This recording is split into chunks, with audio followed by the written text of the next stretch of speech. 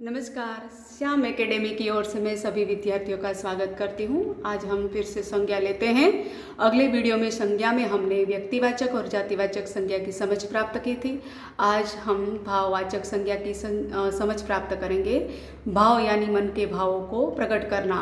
मन के भावों को प्रकट करना यानी ये छू नहीं सकते या देख नहीं सकते, पर उसका अनुभव किया जाता है, महसूस किया जाता है, उसे भाववाचक संज्ञा कहते हैं। तो भाव, गुण, अवस्था या दशा सूचित करने वाले शब्द को भाववाचक संज्ञा कहते हैं। जैसे खुशी, सुख, दुख, बुढ़ापा, साहस, बीमारी और गरीबी, ये सारे उदाहरण हैं जो हम उसका अनुभव कर सकते हैं। जिस प्रकार से हंसी, रुलाई, आनंद, उदासी, थकान है, वो मन के भाव को बताता है। उसी प्रकार यहाँ पर बुढ़ापा है तो बुढ़ापा, बचपन और जवानी ये हमारी अवस्था बताते हैं। अमीरी, गरीबी, बीमारी, लाचारी ये हमारी स्थिति को दर्शाते हैं। और सुगंध, हवा, बदबू, आत्मा आदि अदृश्य पदार्थ हैं। तो ये सारे भाववाचक संज्ञा है। अब भाववाचक संज्ञा की पहचान करनी हो तो भाववाचक संज्ञा की पहचान के लिए हमें उसकी निम्नलिखित विशेषताओं को ध्यान में रखना चाहिए कि सबसे पहले मैंने आपको बताया था कि उसको कोई रूप या आकार नहीं होता, उसको देखा या छुआ नहीं जा सकता, इसका केवल अनुभव या किया जा सकता है या कल्पना की जा सकती है। भाववाचक संज्ञा के अंत में प्रायः यहाँ पर जो उदाहरण दिए गए हैं तो प्रत्यय लगते हैं। तो कैसे, किन किन प्रकारों के प्रत्यय लगते हैं? प्रायः ता, पन, य अथवा आई आदि प्रत्यय आते हैं। यहाँ पर हमने जो प्रत्यय लिए हैं तो सच्चा है सच्चाई, ऊंचा ऊंचाई, लंबा लंबाई, बूढ़ा बुढ़ापा, तो उसके पीछे ई प्रत्यय लगा है। तो भाववाचक संज्ञा बनाने के लिए हमें संज्ञा, विशेषण या क्रिया को उचित प्रत्यय लगाते हैं।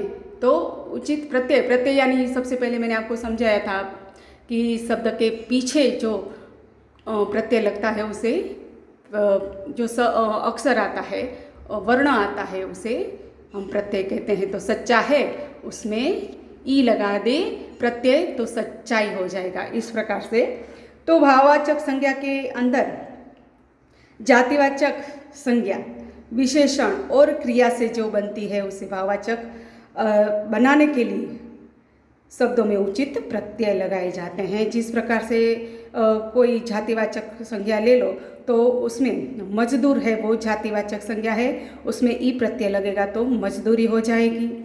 दोस्त है तो उसमें प्रत्यय ई लगाएंगे तो दोस्ती बन जाएगा। मनुष्यता, उसमें प्रत्यय लगता है ता, मनुष्य है वो जातिवाचक है। इसी प्रकार यहाँ पर व्याख्या में विशेषण बताया है। तो विशेषण शब्द कौन से होते हैं? तो विशेषण शब्द है कि आज़ाद, तो प्रत्यय ई लगाएंगे तो आज़ादी। उसके बाद खुश, उसके पीछे ई प्रत्यय लगाएंगे तो खुशी।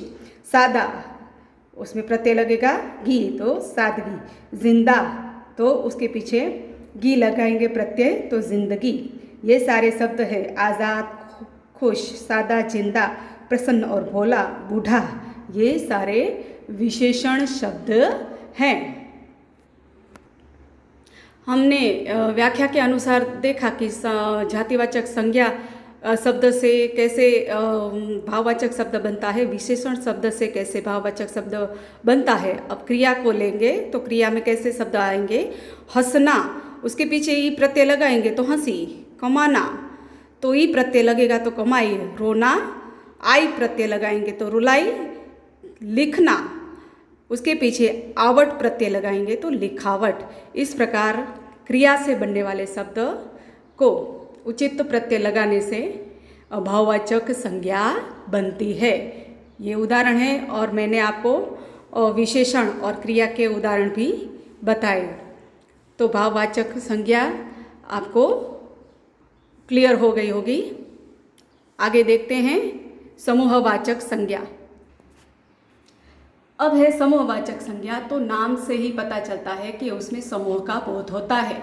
मनुष्य, प्राणियों तथा वस्तुओं के समूहों को सूचित करने वाले शब्द को समूहवाचक संज्ञा कहते हैं। जैसे उदाहरण के तौर पर भीड़, टोली, दल, झुंड, गुच्छा, गट्ठर, बंडल आदि।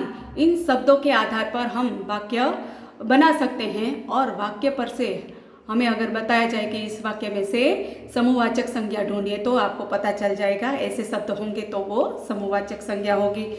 जिस प्रकार से हम देखें उसके कि रेलवे स्टेशन में बहुत भीड़ थी, बच्चों की टोली होली खेलने आई, और गाय का झुंड जा रहा था या भेड़ बकरियों का झुंड जा रहा था। इस प्रकार से इसके वाक्य बनेंगे। और उसके बाद की जो संज्ञा है द्रव्यवाचक संज्ञा, तो ये संज्ञा खाने पीने या पहनने की वस्तुओं, धातु या उपयोगी व्यवहार के जो नाम को सूचित करते हैं उसे द्रव्यवाचक संज्ञा कहते हैं। द्रव्यवाचक संज्ञा में खाने पीने की चीज़ का बोध होता हो उसे द्रव्यवाचक कहते हैं। जिस प्रकार से अनाज, दाल, फल ये खाने की चीज़ है, शरबत, दूध है वो पीने की चीज़ है, पानी है वो पीने की चीज़ है, चांदी, सोना, तांबा ये सारे धातुएं हैं। तो इन शब्दों का वाक्य में प्रयोग किया गया हो तो अगर आपको वाक्य दिए गए हो और उसमें से द्रव्यवाचक संज्ञा ढूंढनी हो तो ध्यान में रखना है कि खाने पीने की या पहनने की कोई भी अगर वस्त्र है तो धोती है, चुन्नी है, ड्रेस है, तो ये सारे जो पहनने की जो चीज़ें हैं, वस्तुएं हैं, उसे द्रव्यवाचक संज्ञा कहेंगे। इस प्रकार से आज हमने संज्ञा के 5 प्रकारों की समझ प्राप्त की। मुझे आशा है कि सभी बच्चों को इस संज्ञा के बारे में पूरी जानकारी प्राप्त हुई होगी। चलो बच्चों, बाय।